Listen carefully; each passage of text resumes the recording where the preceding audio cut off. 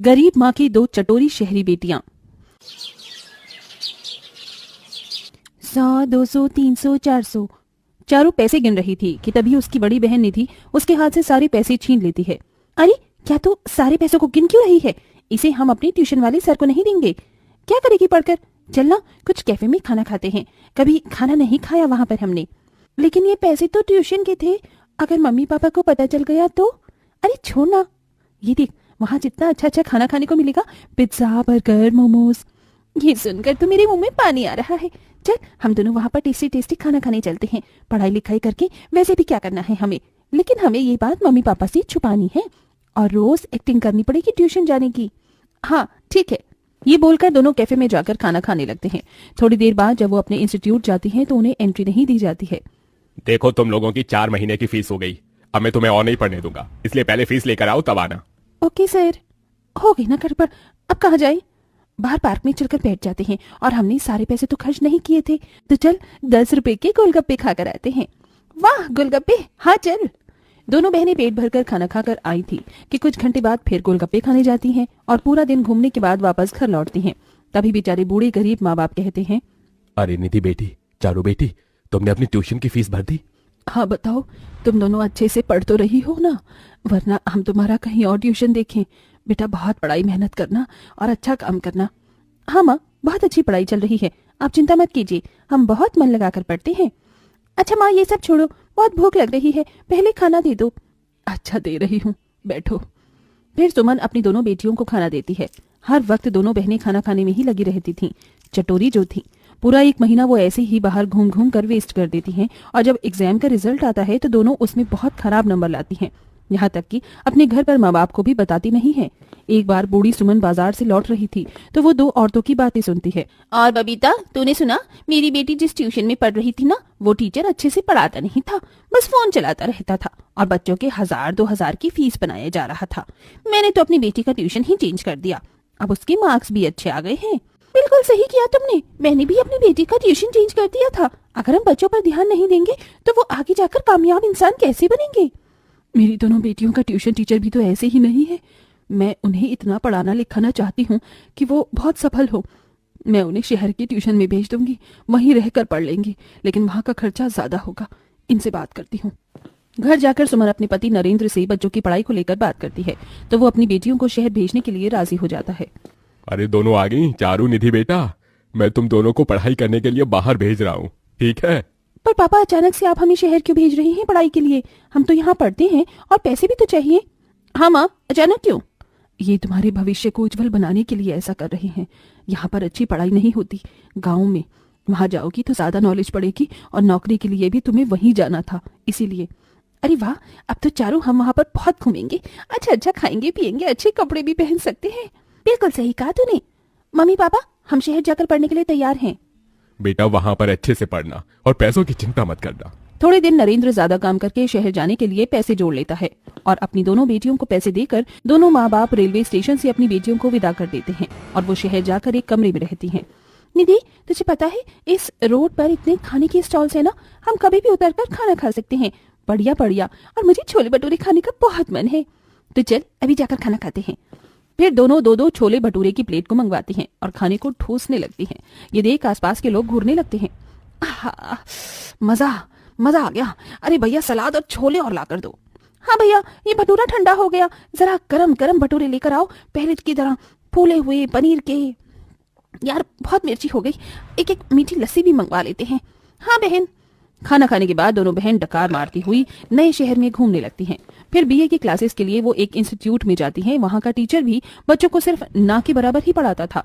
दोनों चटोरी बहनें 4 दिन में ही पढ़ने की इच्छा छोड़ देती हैं और आसपास की मॉडल लड़कियों को देखकर कहती हैं, अरे निधि देखना, ये सब यहाँ लड़कियां कितनी मॉडर्न बनकर रहती हैं और हमारे कपड़े देख कैसे सूट सलवार हैं, बकवास से। चलना, मम्मी पापा के पैसे तो पड़े हुए हैं और अभी हम ट्रायल क्लासेस ले रहे थे तो एडमिशन फीस देनी नहीं पड़ी। उन पैसों से शॉपिंग कर लेते हैं और कुछ खाकर भी आएंगे मॉल में। हाँ चल। अब दोनों बहनें उन पैसों से मॉल में जाकर ढेर सारी शॉर्ट ड्रेस की शॉपिंग करती हैं और बर्गर किंग में आकर बर्गर खाती हैं। ओह माय गॉड, कितना बड़ा और टेस्टी बर्गर है, इसके अंदर तो इतनी सारी चीज और मेयोनेज़ भी है। हाँ मुझे तो बहुत अच्छा लगा, अब 2 दिन छोड़कर यहाँ पर आया ही करेंगे। क्या बात है, हम कितना भी ठूस ले, एक तो हमारी भूख शांत नहीं होती और ऊपर से हम मोटे भी नहीं होते। हाँ बहन, पूरे 1 नंबर के हफ्सी हैं हम। फिर दोनों बहन और भी ज्यादा सुंदर लगती हैं। कोई उन्हें देखकर ये बात नहीं बता सकता था कि दोनों अकेले 6 बंदों का खाना खाती हैं। उनकी खूबसूरती देख शहर के 2 लड़के माधव और अबीर उनके प्यार में पड़ जाते हैं। फिर दोनों बहनें अपने बॉयफ्रेंड के साथ ही घूमती रहती। वहीं दूसरी ओर गरीब माता पिता रिक्शा चलाकर और माँ प्लास्टिक के तार खींचकर अपने हाथ लाल कर लेती थी। हे भगवान, आज तो मेरा हाथ ही कट गया, दर्द हो रहा है। अपनी दोनों बेटियों के लिए ये मुझे करना होगा। इस महीने पैसे भिजवाने हैं। माता पिता अपना खून पसीना एक करके बेटियों को पैसे भिजवा देते हैं, पर चटोरी बहनों का बॉयफ्रेंड के साथ भी ठूसना कम नहीं होता। अरे यार, अब कहाँ लेकर जा रही हो मुझे? अरे माधव, रेस्टोरेंट में चलो ना, यहाँ पर बहुत अच्छी कोरियन सुशी मिलती है। मैंने कभी ट्राई नहीं की, तो मेरे लिए इतना नहीं कर सकते?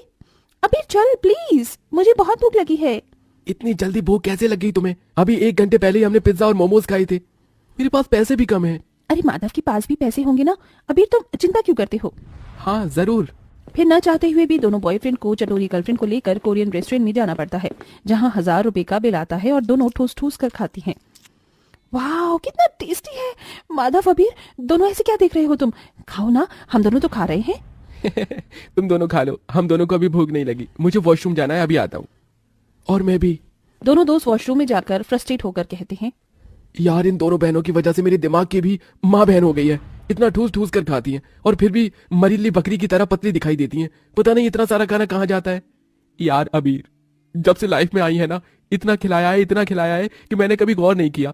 ये 1 नंबर की चटोरी है। अगर शादी कर प्रपोज कर देता तो ये मेरा घर बिकवा कर खाना खाने लगेंगी।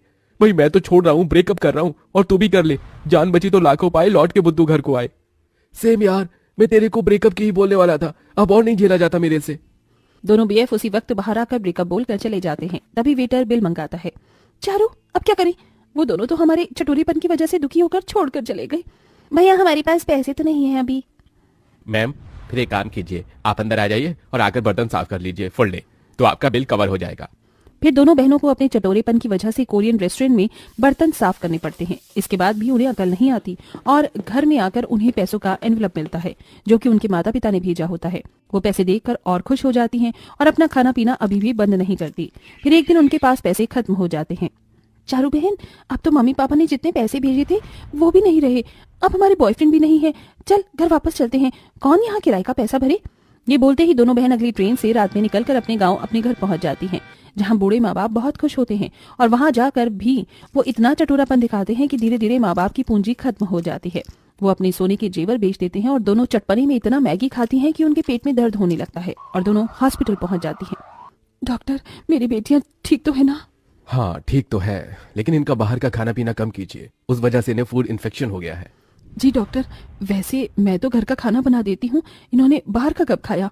अरे ट्यूशन टीचर जी, आप बड़े कम नंबर आए हैं मेरी बेटी के। अरे आपकी बेटियों ने तो 4 महीने की फीस दी, ऊपर से पढ़ने भी आना बंद कर दिया था, तो कम मार्क्स तो आने ही थे। अच्छा मैं चलता हूँ, मेरी वाइफ वेट कर रही है।